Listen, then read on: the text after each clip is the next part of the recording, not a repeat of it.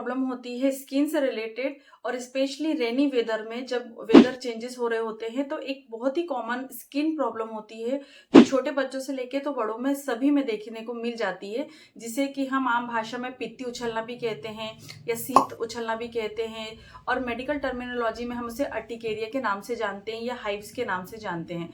ये कई बार आपने ऐसा देखा होगा कि आप थोड़ा सा खुली हवा में चले गए या आपने कुछ खा लिया या किसी ऐसी चीज के संपर्क में आ गए या कुछ भी रिएक्शंस अगर आपको हो गए जिसे कि हम एलर्जिक रिएक्शंस कहते हैं, तो आपकी स्किन में रैशेस हो जाते हैं जो कि बहुत ज़्यादा खुजली करते हैं। और ऐसी खुजली जिसमें कि एलर्जिक रिएक्शन की वजह से हो रही होती है तो वो आपको बहुत ज़्यादा पेनफुल हो जाता है, बहुत ज़्यादा इचिंग होती है, वहाँ पे बर्निंग सेंसेशन भी हो जाते हैं। और ये बहुत ही छोटे रैशेस हो सकते हैं या हाइप्स हो सकते हैं, और कभी कभी बहुत ज़्यादा बिगर साइज में भी होते हैं। और इसकी इतनी ज़्यादा इंटेंस इचिंग होती है कि खुजा खुजा के आप बिल्कुल परेशान हो जाते हैं। बहुत ज़्यादा खुजली होती है उसमें, जब बहुत ज़्यादा आप खुजली कर लेते हैं तो बर्निंग होती है। और ये जो हाइव्स होते हैं ये बहुत ही तुरंत चले भी जाते हैं या बहुत ज़्यादा लॉन्ग टाइम तक भी रह सकते हैं।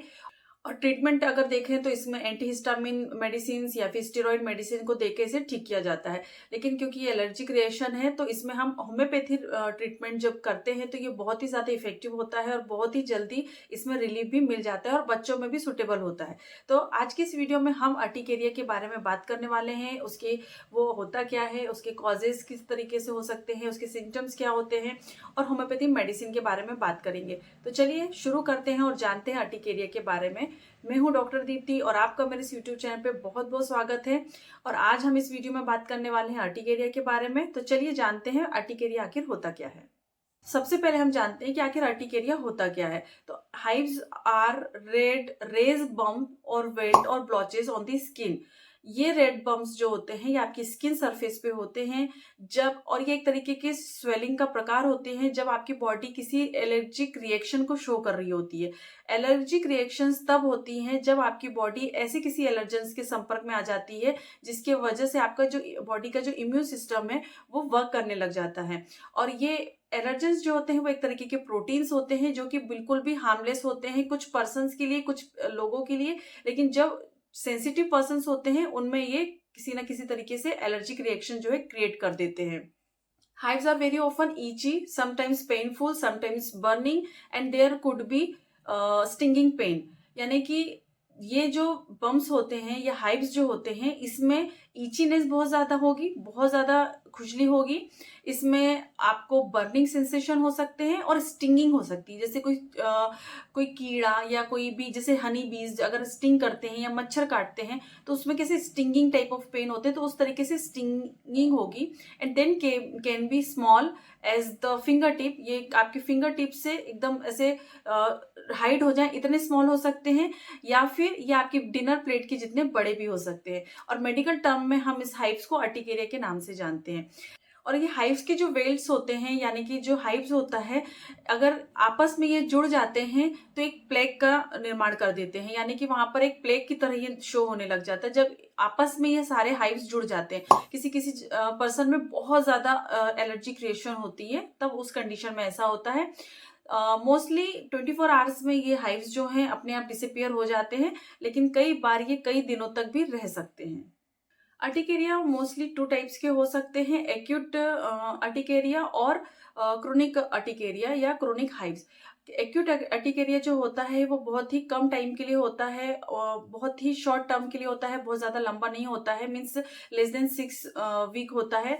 एंड क्रोनिक अर्टिकेरिया की अगर हम बात करें तो ये बहुत लंबे टाइम तक हो सकता है, या ट्वाइस अ वीक, मतलब हफ्ते में 2 बार ये आपको हाइव्स हो सकती हैं, या ये मोर देन 6 वीक से भी ज्यादा चल सकता है।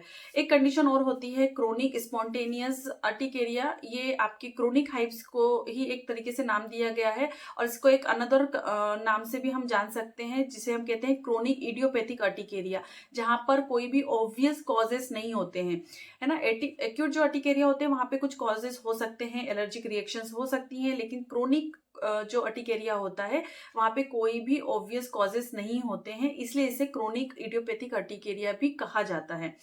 Another, there is a condition which is called as the physical urticaria. तो ये एक तरीके का इंड्यूसिबल अर्टिकेरिया होता है जहां पर आपकी ये जो हाइव्स हैं ये मोस्टली पॉपअप हो जाती हैं जब आप किसी स्पेशल कंडीशंस जब वहां पर क्रिएट हो रही होती है, जैसे कि कोल्ड हो, हीट हो या सन के एक्सपोजर में आ जाते हैं, तब ये इंड्यूस हो जाता है। And some people also react with the vibration, pressure, exercising, sweating. तो ये कुछ इंड्यूसिबल कॉजेस हो सकते हैं जिसकी वजह से सडनली पॉपअप हो जाते हैं अर्टिकेरिया। तो फिजिकल हाइव्स जो है ये भी एक तरीके से आप टाइप ऑफ हाइव्स कह सकते हैं। फिजिकल हाइव्स जो होते हैं विद इन 1 आवर में ही एक्सपोज हो जाते हैं, अपीयर हो जाते हैं जैसे ही एक्सपोजर में आते हैं, and it is also called as the chronic urticaria. चलिए आगे बढ़ते हैं और जानते हैं लक्षणों के बारे में। तो इसके सिम्टम्स क्या क्या होंगे। तो पहले बात करते हैं एक्यूट हाइव्स के बारे में। तो हाइव्स जो होंगे वो पर्सन टू पर्सन वेरी करते हैं, अलग अलग तरीके से हो सकते हैं। जो हाइव जो है आपके बॉडी में कहीं पे भी हो सकते हैं, ये आपके एक्सट्रीमिटीज में हो सकते हैं या आपके बैक एरिया में हो सकते हैं, मतलब या फिर आपकी पूरी बॉडी में भी हो सकते हैं। सबसे पहले अगर सिम्टम्स की बात करें तो रेज्ड वेल्ट या हाइव्स होंगे या फिर रेड बम्स होंगे आपकी स्किन में, और ये बहुत ही ज्यादा रेडिश कलर के होंगे और ये कभी कभी थोड़े से लाइट कलर के भी होते हैं। चलिए बात करते हैं सिम्टम्स के बारे में। तो सबसे पहले हम बात करते हैं एक्यूट हाइव्स के बारे में। तो ये जो हाइव्स होते हैं ये वेरी करते हैं, ये डिफरेंट तरीके से हो सकते हैं पर्सन टू पर्सन और सिचुएशन के अकॉर्डिंग, और ये आपके बॉडी में कहीं पर भी हो सकते हैं, आपकी होल बॉडी में हो सकते हैं, पर्टिकुलर कुछ एरियाज में हो सकते हैं। ये जो रेज्ड वेल्ट्स होते हैं या बहुत ज्यादा बम्स होते हैं जो आपकी स्किन की सरफेस पे आपको शो होते हैं, और जो लाइट कलर्ड के जो पर्सन्स होते हैं उनमें ये बहुत ज्यादा रेडिश कलर के नजर आते हैं, यानी कि लाइट कलर्ड स्किन पे ये बहुत ज्यादा रेड आपको समझ में आते हैं।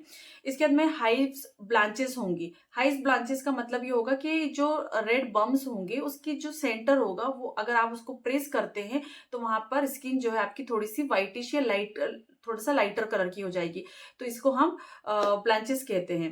इची स्किन, बहुत ज्यादा इचीनेस होगी, बहुत ज्यादा खुजली होती है, ये इसका स्पेसिफिक एक सिम्टम्स होता है जहां पर हम पता कर पाते हैं या हमें समझ में आ जाता है कि ये अर्टिकेरिया है या पित्ती जो है उछल रही है।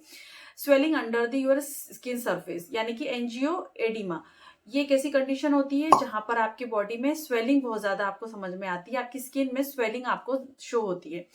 And also appearing with this painful swelling in your lips, eyes and inside your the throat, यानी कि आपकी लिप्स जो है अगर एलर्जिक रिएक्शन हो रहे हैं तो आपके लिप्स में सूजन आपको देखने को मिल सकती है, आपकी आईज जो है बहुत ज्यादा पफी हो सकती है, आपके थ्रोट एरिया जो होता है वहां पर भी बहुत ज्यादा पेनफुल स्वेलिंग हो सकती है। तो ये एक्यूट हाइव्स अगर होते हैं तो इस तरीके के सिम्टम जो है आपको शो होते हैं। क्रोनिक हाइव्स की अगर हम बात करें तो बहुत सारे एस्पेक्ट्स में क्रोनिक हाइव्स जो हैं आपके एक्यूट हाइव्स की तरह ही होते हैं, मतलब वहां पर इचीनेस भी होगी, रेड बम्स होंगे, वहां पे स्वेलिंग भी होगी, आपका जो ब्लांचेस हैं जो मैंने बताया था कि सेंटर पे लाइटर हो जाता है वो भी होगा। इस जैसे आप प्रेशर देते हैं तो वहां पे जो रेडनेस है वो जो है डिसअपियर हो जाती है। और कुछ क्रोनिक हाइव्स में कुछ सिम्टम्स हो सकते हैं जैसे कि इसके जो साइज होता है या शेप्स होते हैं ये शिफ्ट कर सकते हैं, ये एक ही शेप में नहीं होंगे, ये शिफ्ट होते रहेंगे, कभी छोटे कभी बड़े, इस तरीके से शो होंगे। ये अपीयर होंगे, फिर डिसअपियर होंगे, देन अगेन ये रीअपियर होंगे। आपके ये हफ्ते में कभी एक बार आ सकते हैं या हफ्ते में 2 बार आ सकते हैं, और ये लॉन्ग पीरियड ऑफ टाइम के लिए भी रह सकते हैं, इवन मंथ्स और ईयर तक भी ये बने रह सकते हैं, इसलिए इसको हम क्रोनिक हाइव्स भी कहते हैं। और मोस्ट कॉमनली ये कुछ अदर एक्सपोजर से भी हो सकते हैं जैसे कि हीट, एक्सरसाइजेस या फिर स्ट्रेस की कंडीशन में भी ये क्रिएट हो सकते हैं। चलिए आगे बढ़ते हैं और कॉजेज के बारे में जानते हैं। एक्यूट हाइव्स के जो कॉजेज की अगर हम बात कर लें तो acute hives are often the allergic reaction to something you put into your body, यानी कि जब भी कभी आप कुछ आपकी बॉडी में इंट्रोड्यूस करवाते हैं तो आपको वहां पर हाइव्स होते हैं अगर उसके खिलाफ आपके बॉडी में एलर्जिक रिएक्शंस हो रहे हैं, जैसे कि अगर आपने मेडिकेशंस लिया, आपने कुछ फूड लिया या किसी प्रकार की कोई ड्रिंक ली जिससे कि आपको एलर्जी हो सकती है। समटाइम्स कुछ ऐसी चीजें जिसके टच से आपको जो है एलर्जिक रिएक्शंस हो सकते हैं। Your skin has the immune cells which is called the mast cell. आपकी स्किन में जो है एक एलर्जिक सेल्स होती हैं जिसे हम मास्ट सेल्स कहते हैं, और जैसे ही ये मास्ट सेल एक्शन में आती हैं किसी एलर्जिक रिएक्शन के प्रति, तो वहां पर ये कुछ केमिकल रिलीज करती है और उस केमिकल को ही हम हिस्टामिन कहते हैं। और हाइव्स होने के पीछे का कारण जो है वो हिस्टामिन ही होता है। जब हिस्टामिन आपकी बॉडी में बहुत ज्यादा मात्रा में रिलीज होने लगता है तो वो हाइव्स या रेड बम्प्स को क्रिएट करता है। क्रोनिक हाइव्स की अगर हम बात करते हैं, उसके कॉजेज की बात करते हैं, तो unlike the acute hives there is no allergens present. यानी कि एक्यूट हाइव्स में ये हो रहा था कि एलर्जीज हो रही थी, बट क्रोनिक हाइव्स में ऐसा नहीं होता है। वहां पर किसी भी तरीके की एलर्जीज नहीं होती है। It may cause by the infection by the virus and the bacteria. Bacterial infection की वजह से या फिर वायरल इन्फेक्शन की वजह से ये हो सकता है, और ये कुछ अदर मेडिकल कंडीशंस की वजह से भी हो सकता है, फॉर एग्जांपल ल्यूपस। तो इस तरीके से कुछ ना कुछ अलग कॉजेस होते हैं। एंड क्योंकि यहाँ पे किसी भी तरीके की कॉज जो है वो नोन नहीं है, इसलिए इसको हम इडियोपैथिक और स्पॉन्टेनियस अर्टिकेरिया के नाम से भी जानते हैं। ये क्रोनिक अर्टिकेरिया जो होता है थोड़े से लंबे समय तक होता है, बहुत ज्यादा लाइफ थ्रेटनिंग नहीं होता है। क्रोनिक हाइव्स जो है वो थोड़े से लंबे समय तक चल सकते हैं और ये परमानेंट नहीं होते हैं, लेकिन ये थोड़ा सा डिस्कम्फर्ट हो सकता है। यहाँ पे कुछ अनकंफर्टेबल सिचुएशन हो सकती है क्योंकि इचिंग बहुत ज्यादा होती है, समटाइम्स बर्निंग सेंसेशन होते हैं, लेकिन ये लाइफ थ्रेटनिंग नहीं होते हैं। बात अगर करें अदर स्किन कंडीशंस या एलर्जी की तरह कि ये क्या कॉन्टेजियस होते हैं, तो नहीं, ये कॉन्टेजियस नहीं होते हैं। एक पर्सन से दूसरे पर्सन पे बिल्कुल भी स्प्रेड नहीं होते हैं। लेकिन एक कंडीशन हो सकती है जब ये हाइव्स जो है किसी पॉइजनस प्लांट या पॉइजनस कोई अगर आपके टच हो गया है आपकी स्किन सरफेस पर, उसकी वजह से अगर हाइव्स हो गए हैं तो फिर ये स्प्रेड हो सकता है, क्योंकि वो जो पॉइजनस ऑब्जेक्ट है या फिर जो भी सिक्रीशन है वो आपकी बॉडी में है, और वो सिक्रीशन अगर किसी और को टच हो जाते हैं तो वहां पर इन्फेक्शन हो सकता है। सिक्रीशन स्प्रेड करने की वजह से उन्हें भी हाइव्स जो है वो हो सकता है। इसलिए जब भी कभी किसी प्लांट पॉइजन से या फिर किसी सिक्रीशन की वजह से हाइव्स हो रहे हैं तो आपको उस पर्टिकुलर एरिया को प्रॉपरली वॉश ऑफ करना बहुत ज्यादा जरूरी है। भी आप इसके ट्रीटमेंट के लिए जाएंगे तो कुछ डायग्नोस्टिक टेस्ट हो सकते हैं, जैसे कि आपके ब्लड टेस्ट किए जा सकते हैं, स्किन टेस्ट की जा सकती है, एलर्जिक रिएक्शंस के टेस्ट किए जा सकते हैं, जिससे कि पता चल पाता है कि ये एलर्जिक रिएक्शंस है या किसी और वजह से ये प्रॉब्लम आपको हो रही है। चलिए आगे बढ़ते हैं और जानते हैं होम्योपैथिक ट्रीटमेंट के बारे में। तो इसके लिए हम 2 मेडिसिन का जो है यूज करेंगे, क्योंकि अभी रेनी वेदर है तो अर्टिकेरिया बहुत ज्यादा कॉमन होती है। अगर आप गीले कपड़े काफी लंबे समय तक पहन लेते हैं या ठंडी हवा के एक्सपोजर में आ जाते हैं या कुछ ठंडा खा लेते हैं या ठंडी जमीन पे बैठ जाते हैं या कुछ खट्टा खा लेते हैं या कुछ ऐसी एलर्जिक चीजें जिससे कि आपको एलर्जी होती है वैसा कुछ खा लेते हैं, उसकी वजह से अगर एक्यूट अर्टिकेरिया की कंडीशन हो रही है तो हम वहां पे यूज करते हैं डलकमारा। बच्चों में अगर हो रहा है तो 30 पावर की मेडिसिन आपको लेनी है, बड़ों में आप 200 पावर तक दे सकते हैं। इसकी 2 बूंद डायरेक्ट टंग में आप दे सकते हैं। इसे दिन में 3 बार लेने से आपको बहुत ही जल्दी रिलीफ मिल जाता है। रेनी वेदर में डलकमारा मेडिसिन जो है काफी ज्यादा इफेक्टिव होती है। ये अगर आपको ठंडी हवा के एक्सपोजर में आ जाने से, अगर आपको बहुत ज्यादा एलर्जी की वजह से वाटरी नोजेस हो रही है या आपकी नाक में से बहुत ज्यादा वाटर रिलीज हो रहा है या आंखों में से पानी आ रहा है, स्वेलिंग हो रही है, तो वहां पर भी ये मेडिसिन काफी ज्यादा उपयोगी होती है। नेक्स्ट मेडिसिन जो है वो है अर्टिका यूरेंस। इसे आप 30 पावर में यूज कर सकते हैं, 200 पावर में भी यूज कर सकते हैं। 2 बूंद डायरेक्ट टंग में आपको दिन में 2 से 3 बार लेनी है। ये दोनों ही मेडिसिन को अगर बहुत ज्यादा सिचुएशन है, बहुत ज्यादा इचीनेस हो रही है, बहुत ज्यादा बिगड़ी हुई कंडीशन है और बहुत ज्यादा तकलीफ हो रही है, तो आप इसे हर 1 घंटे में भी इन मेडिसिन को ले सकते हैं। दोनों मेडिसिन के बीच में आपको एटलीस्ट 10 मिनट्स का गैप रखना बहुत ज्यादा जरूरी होता है। एक ऑइंटमेंट भी होता है एसबीएल कंपनी में, आप का जो है ऑइंटमेंट ले सकते हैं। अर्टिका यूरेंस ऑइंटमेंट के नाम से इसे हम जानते हैं। मैं इमेज शो करूंगी, आप देख लीजिएगा। जहां जहां अर्टिकेरिया है वहां पर आप इस ऑइंटमेंट को अप्लाई कर सकते हैं। दिन में 2 से 3 बार अप्लाई करने से आपको समझ में आएगा कि धीरे धीरे आपके जो हाइव्स है वो पूरी तरीके से वैनिश हो रहे हैं और उसमें रिलीफ भी मिल रहा है। तो होपफुली ये वीडियो आप सभी को पसंद आई होगी अर्टिकेरिया के बारे में, जिसे हम हाइव्स भी कहते हैं। अगर वीडियो अच्छी लगी है तो लाइक करिए, शेयर करिए, और इसी तरह नॉलेजेबल वीडियोस के साथ में मैं आती रहती हूँ। इसके बाद मिलेंगे हम नेक्स्ट वीडियो में। तब तक के लिए बाय बाय, अपना ध्यान रखें, खुश रहें, धन्यवाद।